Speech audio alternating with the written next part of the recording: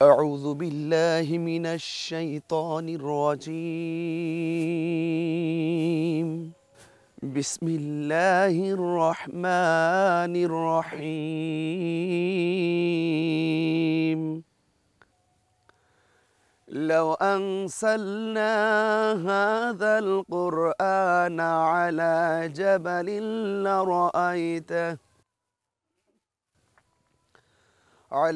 جبل لرأيته خاشعا متصدعا من خشية الله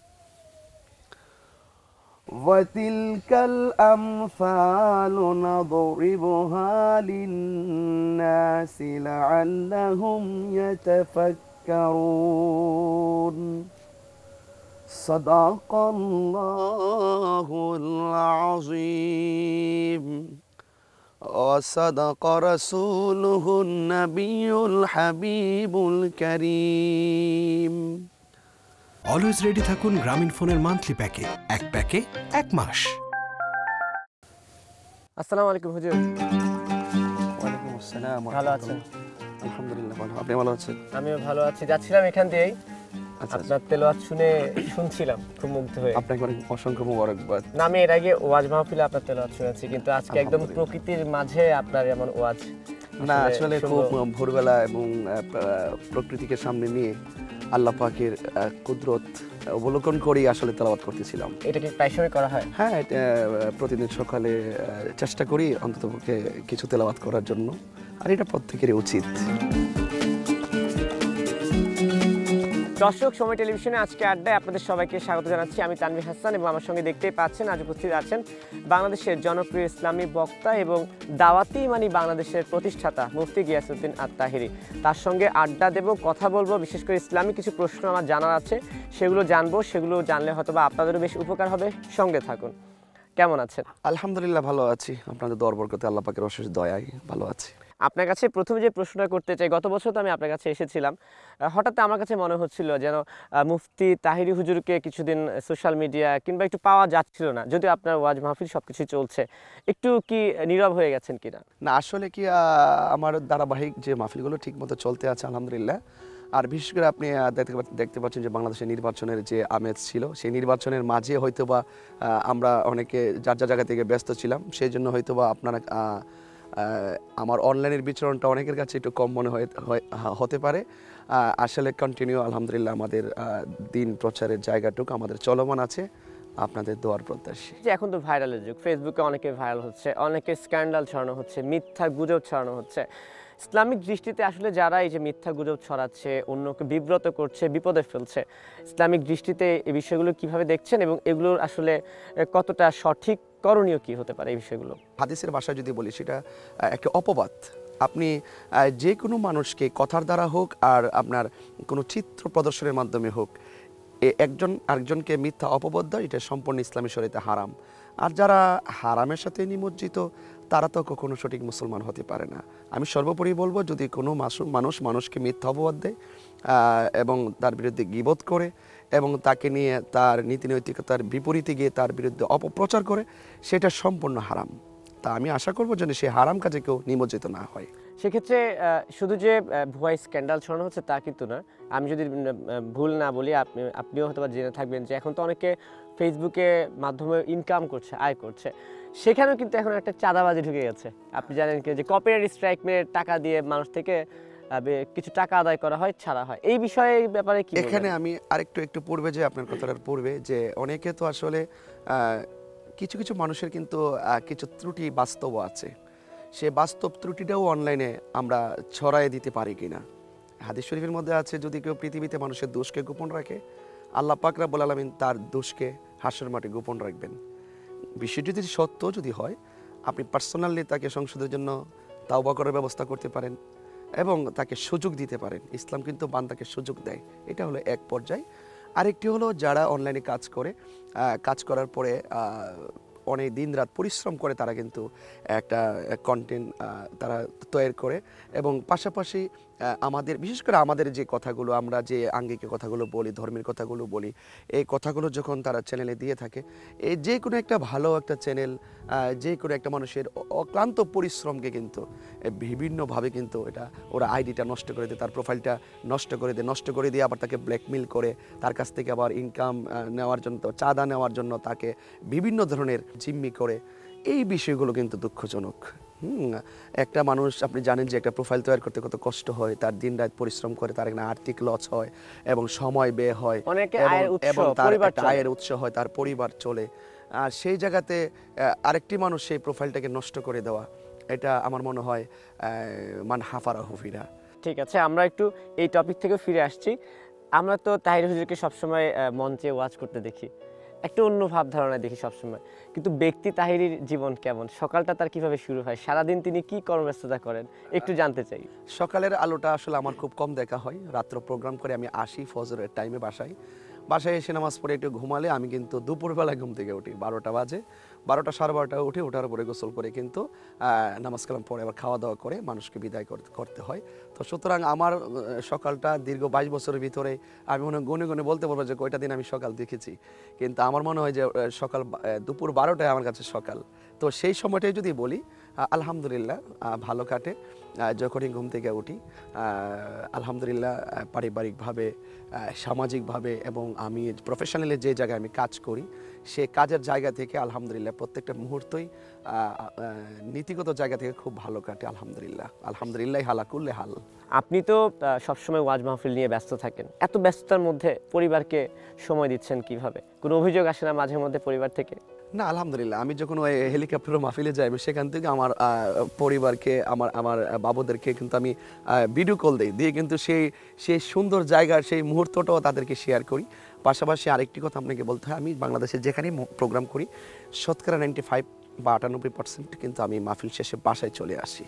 তো বাসায় যেতে চলে আসি, আমার ছেলে মেয়েগুলো তাদের মায়া মমতাও এটার সাথে খুব ওতপ্রোতভাবে জড়িত, এবং আর এটাই তো উচিত।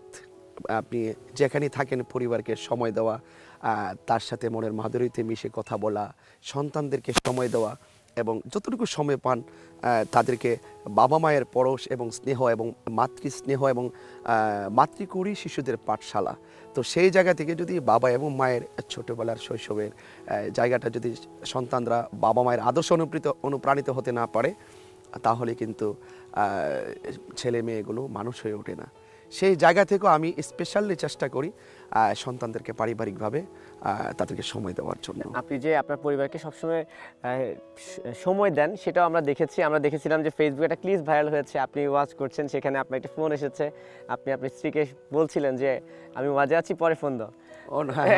এটা রিয়েল ফোন ছিল, অনেকে হয়তো ধারণা করতে পারে রিয়েল ফোন ছিল। আবার দেখেন একটা ঘরের কথা বলতে হয়, আমি যখন ফোনে কথা বলি আসলে এই ফোনটা কি বাসা থেকে আসছে কিনা, আমার সাথে আমার বাচ্চার মামা থাকে, আমার বাচ্চার মামা, তো সে কিন্তু আবার বাসায় ফোন দিছে, ফোন দিয়ে বলতেছে আপা আপনি কি ভাইয়ের ফোন দিছিলেন? পরে বাসা থেকে কিন্তু তাকে বলছে যে হ্যাঁ আমি তো একটু আগে ফোন করলাম, তো তোমার ভাইয়া তো ওয়াজে আছে। তো সুতরাং আমার ফোনটা যে রিয়েল ছিল সেটারও আরেকটি বাস্তবতা আপনার মাধ্যমে সেটা অবতারণা করলাম আর কি। ভেরিফাইড কল যে ফোনটা আসলে ভাবিয়ে দিয়েছিল আর কি। যাই হোক, যেহেতু পরিবারের কথা আসলো, সন্তানদের প্রসঙ্গ আসলো, এখন আধুনিক যুগ, আধুনিক শিক্ষার পাশাপাশি একজন বাবা মা কিভাবে তার সন্তানকে ইসলামী শিক্ষায় সুশিক্ষিত করতে পারে, আপনার পরামর্শ চাচ্ছিলাম। আপনি জানেন যে একটা বাচ্চা যখন মায়ের পেটে থাকে তো সেই অবস্থায় সন্তান অভিভাবকের কাছে 3টা দাবি করে। 1 নম্বর আজান দিতে হবে, 2 নম্বর তার সুন্দর একটি নাম রাখতে হবে, 3 নম্বর যে দাবিটা সন্তান পেটে থাকা অবস্থায় মা বাবার কাছে করে সেটা হলো তাকে দিন শিক্ষা দিতে হবে। সর্বপ্রথম আমি ইংলিশটা তো আসবে সে বুঝবার পর, বা আমরা একটা সিদ্ধান্ত নিব। সন্তান তো ছোটোবেলায় সিদ্ধান্ত নিতে পারবে না, সেই সিদ্ধান্তটা অভিভাবককে নিতে হবে। আমরা অনেক সময় সন্তানকে দায়ী করি, সেখানে সন্তানকে দায়ী করার আগে অভিভাবককে সেখানে সক্রিয় ভূমিকা পালন করতে হবে। কারণ এটি কাদামাটি, আপনি ইচ্ছে করলে যে কোনো কিছু বানাতে পারবেন। বাচ্চারা তখন কাদামাটির মতো নিয়ে নরম থাকে, কোমল থাকে, তাদেরকে অভিভাবক যেভাবে গোছাবে সেভাবে গোছাবে। তো সেই জন্য আমি বলবো সর্বপ্রথম সন্তানকে দিন শিক্ষা দেওয়ার প্রবণতাটা তার ভিতরে ঢুকিয়ে দিতে হবে। তা আমি আশা করব সন্তানদের প্রতি অভিভাবক যারা দায়িত্ব এবং সিদ্ধান্ত নিতে যেন ভুল না করে, আমরা প্রথম থেকে কোরআন শিক্ষা দিব। কোরআন শিক্ষার পাশাপাশি আমরা তাকে তার লাইফস্টাইলে দিনটা কতটুকু তার জীবনে প্রয়োজন সেটা আমরা তাকে শিক্ষা দিব, এবং প্রত্যেকটা সন্তান যখন বুঝে উঠবে যে দিন কী জিনিস, তখন সে তার জায়গা থেকে কিন্তু দিনটাকে গ্রহণ করে তার মৃত্যুর আগ পর্যন্ত জীবনটাকে সাজিয়ে রাখতে পারে। সে যে কোনো ডিপার্টমেন্টে চাকরি করুক, সেটা আমি বলতে পারি। অভিভাবকের সেখানে ভূয়সী ভূমিকা এবং সক্রিয় ভূমিকা পালন করতে হবে। সেক্ষেত্রে একদম যখন একটা বাচ্চা ভূমিষ্ঠ হয়, কথা বলা শিখে, যখন সে সব কিছু জানা শুরু করে, সেক্ষেত্রে ওই সময়টাতে একজন সন্তানকে কিভাবে দিনী শিক্ষায় কিছুটা তার মধ্যে ঢুকিয়ে দেওয়া যায়, এই ব্যাপারে কিন্তু আপনার এই পরামর্শ ব্যাপারে দিবেন? 1 নম্বর শিক্ষা হলো আপনার তাকে কোরআন শিক্ষায় আলোকিত করবেন, তাকে মক্তবে পাঠাবেন ছোটবেলায়, এবং ছোট ছোট করে ভালো ভালো কথাগুলো, যেমন কালিমা শাহাদাত পড়াইতে পারেন, কালিমায়ে তৈয়বা পড়াবেন। তারপর আপনার ইমানের শাখা প্রশাখাগুলো আছে, এবং বিভিন্ন ধর্মের যে বেসিক যে নলেজগুলো, যেমন আল্লাহ এক, তার সাথে শরিক করা যাবে না, রাসূল করিম সাল্লাল্লাহু আলাইহি সাল্লাম আল্লাহর রাসূল, এবং বিভিন্ন কালিমাগুলো তাকে পড়াতে হবে, এবং তাকে নামাজ শিক্ষাটা দিতে হবে, কোরআন পড়ার প্রবণতা তার ভিতরে ঢুকিয়ে দিতে হবে। এগুলো আমরা প্রাথমিক শিক্ষাটাই বলি আর কি। এইগুলো আসলে যখন শিখতে শিখতে সে তার মেধাটা বিকশিত হবে, যে আস্তে আস্তে তখন ইহকাল পরকালে কোনটা মঙ্গল কোনটা অমঙ্গল হবে পরকালের জন্য, সেই শিক্ষাটা কিন্তু আমরা প্রাতিষ্ঠানিকভাবে কিন্তু আমরা শিক্ষকদের মাধ্যমে কিন্তু আমরা ঢুকিয়ে দিতে পারবো। সেই হিসাবে শিক্ষকদের যেমন ভূমিকা আছে, পরিবারের ভূমিকাটা সবার আগে। আমি শুধুমাত্র দিনই প্রতিষ্ঠানে দিলে চলবে না, সেখানেও অভিভাবকের দায়িত্ব আছে। আপনি তাকে খোঁজখবর নেবেন, সে প্রতিষ্ঠানে যাচ্ছে কি না, কার সাথে মিশছে, এবং সে রিয়েলি উস্তাদকে পড়া দিচ্ছে কি না, স্কুলে যাচ্ছে কি না, এবং তার বন্ধু বান্ধব কারা, সে কার সাথে সময় দিচ্ছে, এই সব কিছু মিলেই কিন্তু একজন সন্তানকে স্পেশালি আদর্শ সন্তান হিসেবে গড়ে তোলার অন্যতম কারিগর কিন্তু অভিভাবক। আপনি যেটাই বলেন, যেদিকে যান, ঘরের শিক্ষাটা, ঘর থেকে তাকে টেক কেয়ার করাটা, সেটা অত্যন্ত গুরুত্বপূর্ণ বর্তমান প্রেক্ষাপট ঘিরে। অনেক আড্ডা দিয়েছি, আরও অনেক প্রসঙ্গেও আড্ডা দেব। তার আগে আমি জানি খুব আপনি সুন্দর করে গজল গাইতে পারেন, একটু দর্শকদের উদ্দেশ্যে এবং আমাদের উদ্দেশ্যে যদি একটু গজল গাইতেন। একটি মদিনার গজল বলবো, যেখানে এই মুহূর্তে অনেক হাজিরা উমরাতে আছেন, তাদের সাথে যেন আল্লাহ পাক আমাদেরকে শামিল করেন, এবং মদিনা তো স্পেশালি আমাদের একটি স্পেশাল জায়গা, সেখানে আমি সেটা বলছি। ভালোবাসার জায়গা মদিনা, ভালো লাগার জায়গা মদিনা, ভালো লাগার জায়গা মদিনা, ভালোবাসার জায়গা মদিনা। এত সুন্দর জায়গা কোথাও দেখি না, এত সুন্দর জায়গা কোথাও দেখি না, সাজিয়েছেন দয়াল রব্বানা, ভালোবাসার জায়গা মদিনা, ভালোবাসার জায়গা মদিনা, ভালো লাগার জায়গা মদিনা। একদিন কবরে যাব, কেউ তো যাবে না, একদিন কবরে যাব, কেউ তো যাবে না, যাবে না আমার শাহে মদিনা, ভালো লাগার জায়গা মদিনা, ভালোবাসার জায়গা মদিনা, ভালোবাসার জায়গা মদিনা। যতই দরুদ পড়ি তৃপ্তি মিটে না, যতই দরুদ পড়ি তৃপ্তি মিটে না, আশিক বিনে অন্যে জানে না, পাগল বিনে অন্যে বুঝে না, ভালোবাসার জায়গা মদিনা, ভালোবাসার জায়গা মদিনা, ভালো লাগার জায়গা মদিনা। এত সুন্দর জায়গা কোথাও দেখি না, সাজিয়েছেন দয়াল রব্বানা, ভালো লাগার জায়গা মদিনা, ভালোবাসার জায়গা মদিনা।